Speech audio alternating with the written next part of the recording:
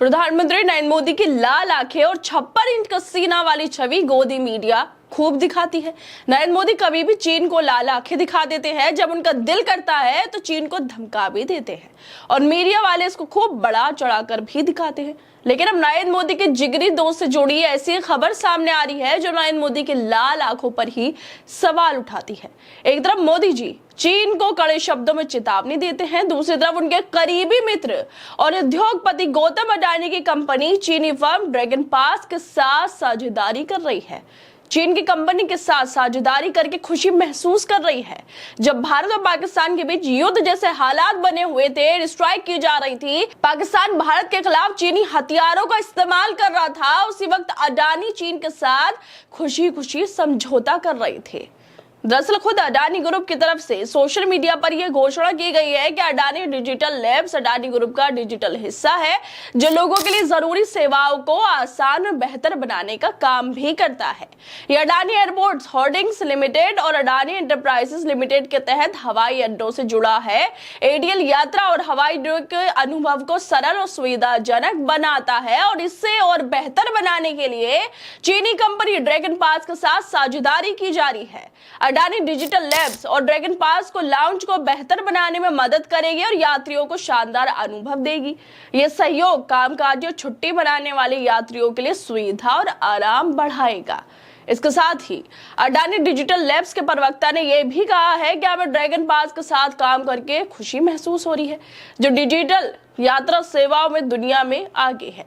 ये साझेदारी हमें नए मौके देगी, हवाई अड्डों की सेवाओं को बेहतर करती है और पूरे भारत में यात्रियों को आराम आसान अनुभव भी मिलेगा। इसके अलावा चीन की जो कंपनी है ड्रैगन पास, उसके लोग भी अडानी के साथ साझेदारी करके खुशी महसूस कर रहे हैं, लेकिन कोई भी मीडिया चैनल इस पर बहस करता हुआ दिखाई नहीं दे रहा है।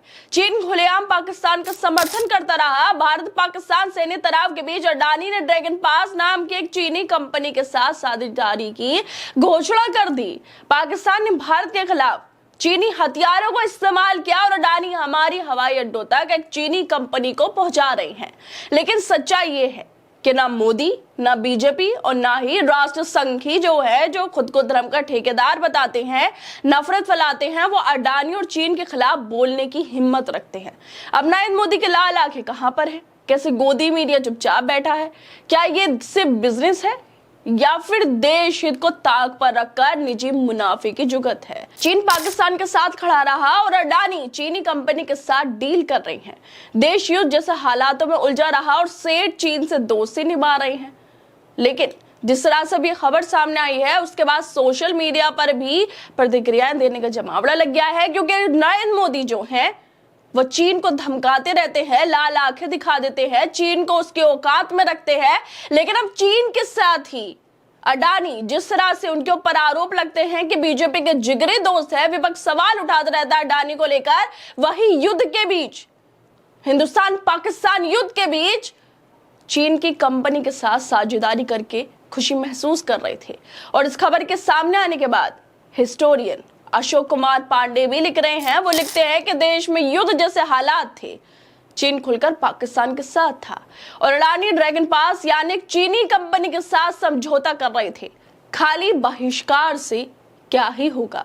8 मई को जब देश में युद्ध जैसे हालात थे, हर कोई परेशान था, पुंछ में हमला हुआ, गोलीबारी हुई, कितने कश्मीरियों की मौत हो गई, पहलगाम में हमला हुआ और उसके बाद ऑपरेशन सिंदूर चलाया गया और ऑपरेशन सिंदूर के बाद सीज फायर भी हो गया। लेकिन जब ऑपरेशन सिंदूर चलाया जा रहा था, तब पाकिस्तान चीन के हथियारों का इस्तेमाल कर रहा था और उसी वक्त में अडानी चीन के साथ समझौते कर रहे थे। चीन पाकिस्तान का खुलकर समर्थन कर रहा है और हमारे साहब उसके साथ पार्टनरशिप कर रहे हैं। सबसे बड़ा सवाल यह है कि सरकार इस मुद्दे पर चुप ही रहेगी। सरकार चुप क्यों है? क्या नरेंद्र मोदी के लाल आंखें सिर्फ भाषण गोदी मीडिया तक ही सीमित रह गई हैं, या फिर वो अपने जिगरी दोस्त से भी जवाब मांगने वाले हैं?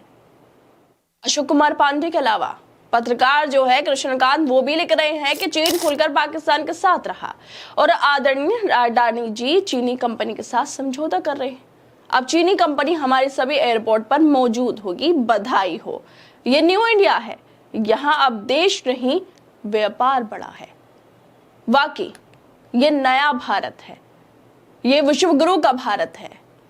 यहां पर नरेंद्र मोदी की सरकार है, 10 सालों से ज्यादा, 1 दशक से नरेंद्र मोदी की सरकार है।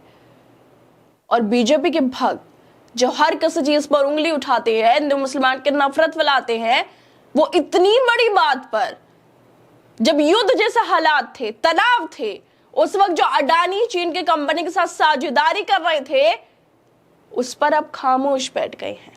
जो गोदी मीडिया वाले हिंदू मुसलमान की नफरत फैलाते हैं, प्रोपेगेंडा फैलाते हैं, पहलगाम के बाद नैरेटिव सेट कर रहे थे, प्रोपेगेंडा फैला रहे थे, नफरत फैला रहे थे, वो गोदी मीडिया भी अब खामोश हो गया है, क्योंकि बात है उद्योगपति गौतम अडानी की।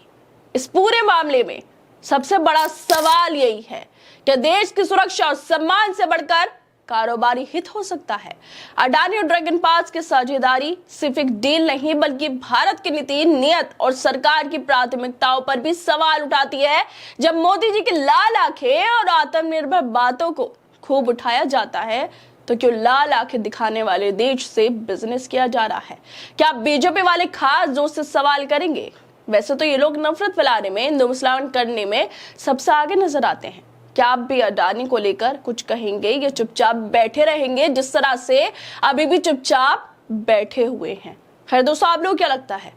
अडानी ने खुद इस खबर को साझा किया है, लेकिन उसके बावजूद गोदी मीडिया चुप है, बीजेपी के नेता चुप है, बीजेपी के जो नफरती चिंटू वो हैं वो भी चुप है, नफरत फैलाने वाले लोग चुप है, धर्म के ठेकेदार चुप है, हर कोई चुप है।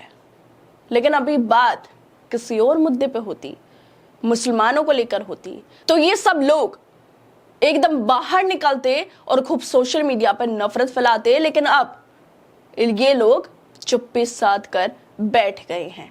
आप लोग क्या लगता है इस वीडियो को लेकर? हमें अपनी राय जरूर दें। बाकी तमाम खबरों को देखने के लिए जुड़े रहिए हमारे साथ।